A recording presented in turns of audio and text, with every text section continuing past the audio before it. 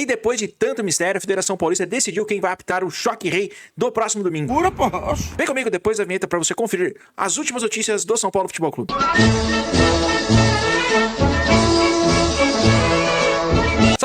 Salve Tricolor, sejam todos muito bem-vindos ao canal Tricolor Fest. Meu nome é Adalto Farias, boletim Tricolor Fest do dia 27 de fevereiro de 2026. Vamos às principais notícias do nosso Tricolor, lembrando que todos os dias informações aqui atualizadas sobre o São Paulo Futebol Clube, sem enrolação. Vamos à primeira notícia de hoje, aí na tela para vocês. O São Paulo continua a sua preparação para as semifinais do Campeonato Paulista que acontecem neste domingo às 20h30. Choque Rei contra o Palmeiras, né? O São Paulo que teve hoje um treino ali de coordenação, comandado pelo Crespo, principalmente para os jogadores que tiveram mais tempo, né, em campo no jogo contra o Curitiba. O São Paulo que vem de vitória 1-0 contra o Curitiba no meio de semana, na última quarta-feira, e né, Lucas Ramon, Danielzinho e Sabino, que foram poupados no jogo de quarta, treinaram normalmente e devem estar à disposição do técnico Hernan Crespo, que não deve ter nenhum jogador fora, aí, a não ser o Luca, que tem uma contratura na coxa esquerda, ainda está em tratamento, e o Alisson, que teve, né, a virose aí no último final de semana e ficou fora do jogo contra o Curitiba. Inclusive, algumas informações falam que ele poderia ter sido relacionado para esse jogo, mas deve continuar fora. Quem pode ser que apareça? Pode ser o menino Luca. Então, São Paulo continua se preparando aí para a final, semifinal do próximo domingo. Fica aí que tem informação, porque saiu a arbitragem da partida, como a gente falou aqui no gancho inicial. Então, fica comigo aí até o final que eu vou trazer aí quem foi definido pela Federação Paulista como árbitro da partida do próximo domingo. Falando aí ainda Campeonato Paulista, uma possível final, se o São Paulo se classificar no próximo domingo, São Paulo não terá o estádio do Morumbi. Pelo menos são informações até esse momento. São Paulo que tem uma série de shows da banda AC/DC, né? Vou mandar um abraço pro idiota da banda AC/DC que abriu a bandeira do Corinthians dentro do Morumbi. É um inútil, né? Tomara que o São Paulo também nunca mais receba esses idiotas. Apesar que o São Paulo ganha dinheiro, né? Não tem que pensar nisso. Mas enfim, o Morumbi até o dia 4 de março recebe shows da banda AC/DC. O São Paulo alega que não tem tempo hábil, inclusive se o São Paulo for o mandante do segundo jogo da final, que acontece no dia 8 de março.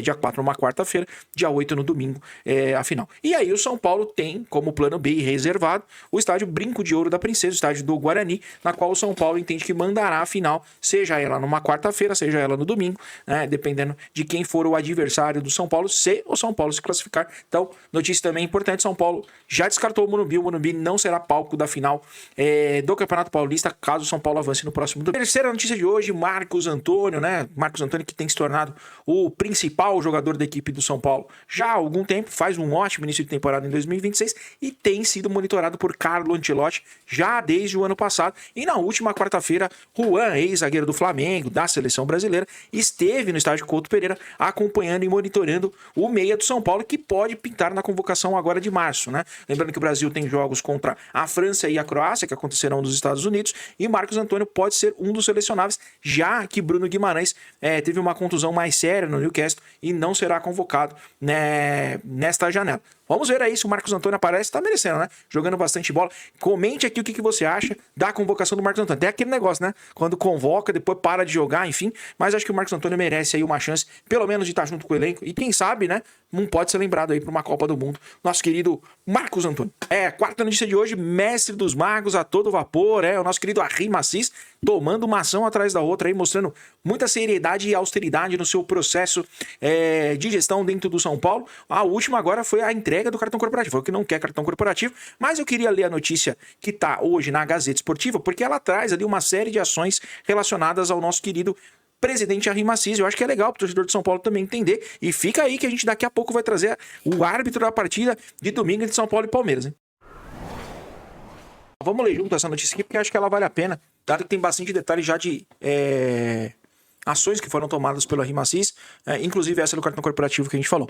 Assis abre mão do cartão corporativo e adota a política de austeridade no São Paulo. O presidente do São Paulo, Arrim Assis, abriu mão da utilização do cartão corporativo do clube durante a sua gestão, que se encerra no final deste ano. O benefício é oferecido à presidência, mas o mandatário decidiu pela não utilização do cartão corporativo como parte da política de austeridade que vem sendo adotada desde sua posse. Outro benefício ao qual Assis teria direito seria o plano de saúde oferecido aos profissionais do clube. Mas Maciz também optou por não utilizá-lo, de acordo com a apuração da Gazeta Esportiva. Aí a reportagem da Thaís Bueno Cirino, como vocês veem na tela. As duas decisões foram tomadas diretamente por Maciz, que enxerga a necessidade de fazer parte do processo de economia aos cofres do São Paulo. Além disso, a opção por não usar o cartão corporativo também passa por um desejo do presidente de consolidar a política de anticorrupção no tricolor. Mais recentemente, o clube voltou a fortalecer a sua política de compliance. Aí o Ari Maciz na foto. O cartão corporativo do São Paulo, vale lembrar, causou polêmica recentemente. Uma investigação do Conselho Fiscal de São Paulo noticiada pelo GE, apontou que o ex-presidente Júlio Casares teria usado cerca de R$500 mil do cartão corporativo do clube para despesas particulares. Está gastando bem, hein, senhor Júlio Casares? Embora os valores tenham sido devolvidos com correção monetária no segundo semestre de 2025, nesse momento ele já sabia que estourar alguma coisa. O caso gerou forte desgaste interno e críticas de conselheiros. Casares, vale lembrar, renunciou à cadeira presidencial em janeiro deste ano. Aqui, ó, algumas coisas legais aí que aconteceram durante essa gestão já do Ari Maciz. Política de austeridade. Em pouco mais de um mês, Maciz decidiu adotar uma política de austeridade financeira. A nova gestão diagnosticou algumas das principais dificuldades do clube e optou por colocar as demandas voltadas ao futebol como prioridades, com a busca de acordos para quitar pendências financeiras com o elenco e uma aproximação com o elenco profissional. O novo presidente também estabeleceu a revisão de contratos comerciais feitos nas gestões anteriores. Recentemente, o São Paulo rescindiu unilateralmente com a empresa FGO, que vendia os salgadinhos lá, as bebidas e comidas ali no estádio do Morumbi, por ter identificado descontos em repasses realizados pela companhia. Segundo soube a reportagem, a tendência é que mais novidades sobre rescisões sejam divulgadas em breve, conforme o avanço da revisão dos contratos de antigas administrações. Imagina o tanto de dinheiro que foi pelo ralo no São Paulo. Mudanças que geraram economia milionária. As mudanças promovidas por Maciz na diretoria e no quadro social do clube no início de sua gestão geraram uma economia de R$4 milhões, de acordo com a estimativa do Tricolor. As primeiras demissões vieram horas após a renúncia de Júlio Casares. Márcio Carlo Magno, que exercia a função de superintendente geral e era aliado do ex-presidente, também CEO, foi desligado do cargo. O mesmo aconteceu com Antônio Donizete Gonçalves, conhecido como Dedé, que chegou a um acordo para a saída da diretoria social do clube. Por fim, mais nomes deixaram o clube, foram José Eduardo Martins, o diretor de comunicação, e a própria filha Cristina Maciz, filha do atual presidente, que exercia a função de diretora feminina do São Paulo. Aí a nota oficial falando sobre a questão da FGO, que inclusive está gerando, e a FGO começou a processar o São Paulo sobre isso. Olha só que notícia legal também, ó. Carnaval econômico. São Paulo fez um corte de gastos com o Carnaval do Clube Social. Houve uma redução de 90% do prejuízo causado pela tradicional festa promovida pelo Tricolor. No Carnaval de 25, por exemplo, o valor total das despesas ficou em R$331 mil. Com a apuração da Gazeta, as despesas esperadas para a festa de Carnaval deste ano totalizaram cerca de 300 mil. Com os cortes promovidos pela administração de Maciz, os custos ficaram em R$30 mil, que representa um gasto de 90% a menos do que inicialmente previsto. Que absurdo, né? Uma festa ia custar 10 vezes mais caro de carnaval. Isso daí é só uma das coisas que estavam acontecendo. Tolerância zero com a corrupção. Maciz também adota a política de tolerância zero em caso de corrupção no São Paulo, né? E isso daqui foi, eu acho que uma das decisões talvez mais difíceis que ele tomou, mas mostrando aí o pulso na austeridade e também no controle da anticorrupção dentro do São Paulo. O nome de sua filha, Cristina Maciz, foi citado nas denúncias de um esquema ilegal de vendas de ingressos para shows de camarotes no Morumbi, estádio Tricolor. Mesmo se tratando de sua filha, o presidente prometeu aprofundar as apurações sobre o caso. Haverá uma investigação, eu mesmo aceitei e eu mesmo coloquei isso. Haverá uma investigação, disse Ari Maciz. Futebol em foco, o principal foco de Ari Maciz neste início de gestão tem sido o futebol. Internamente, os jogadores estavam incomodados com os constantes atrasos no direito de imagem. Alguns, inclusive, tinham direitos atrasados em até 3 meses. O novo presidente não promoveu um acordo para quitar os débitos, parcelando as pendências em 10 vezes e prometendo acabar com o tal modus operandi, que é uma... Vindo da gestão Casares, isso era meio combinado entre os jogadores. A diminuição de pessoas no comando do futebol também foi tratada como prioridade pelo presidente.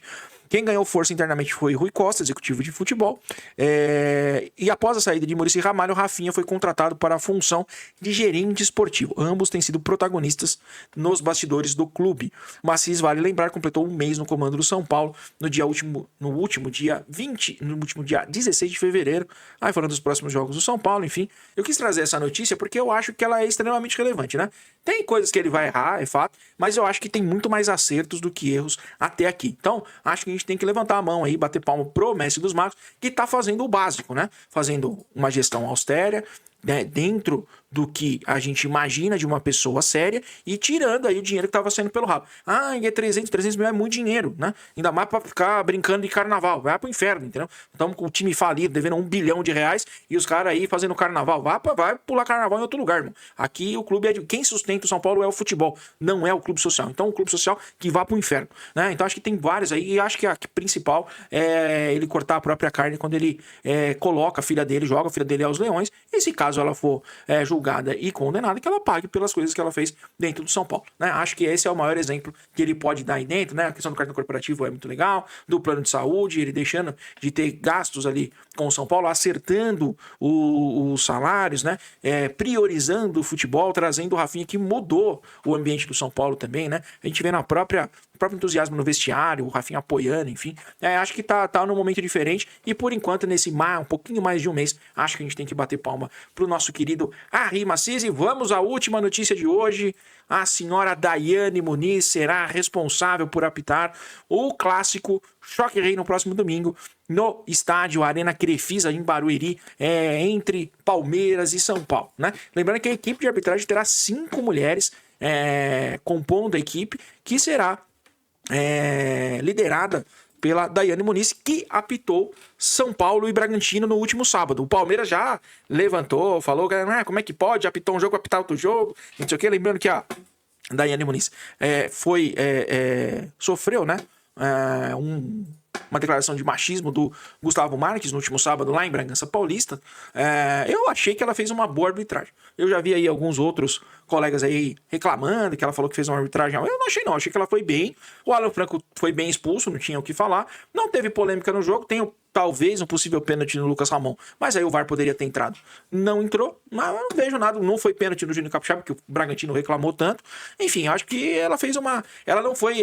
não tem lances que você fala assim, teve grande polêmica que a Daiane causou. Então, pra mim, ela fez uma boa arbitragem, mas tem São Paulinos aí que não gostaram muito. Deixa aí seu comentário também. Só vamos confirmar aqui a equipe, que terá 5 mulheres, como a gente falou, e terá aí também, além da Daiane Muniz, deixa eu só confirmar aqui, ó, a senhora Neuza Inês Bach, que é a melhor bandeirinha do país também, que terá ao seu lado Fabrini Bevilacqua Costa. Então, 3 mulheres aí que estarão na arbitragem do Choque Rei no próximo domingo. Ainda a quarta árbitra também mulher, a Mariana Nani Batalha, e a quinta árbitra, a Isabelle de Oliveira, também mulher. O VAR 5 comandado por um homem, Thiago Duarte Peixoto. Aí tem uma série de outros nomes aí que não fazem muito sentido, mas acho que a Federação Paulista aí fazendo uma homenagem à mulher no jogo principal da semifinal, lembrando que o outro é Corinthians e Novo Horizontino, mas o Choque Rei terá uma visibilidade muito maior aí, e espero que a Daiane faça uma arbitragem correta e justa, que deixe os jogadores ser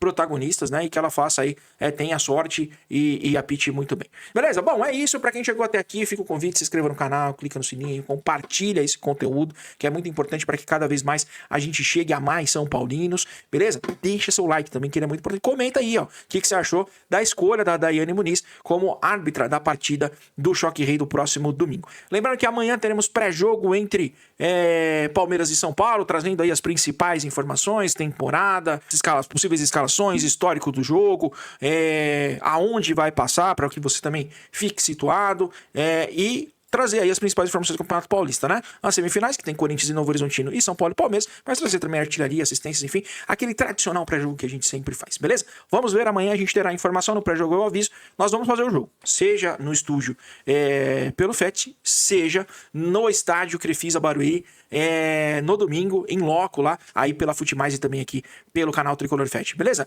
Meu coração tem 5 pontas e 3 cores, porque São Paulo é sentimento que jamais acabará. Beijo do gordo, tchau!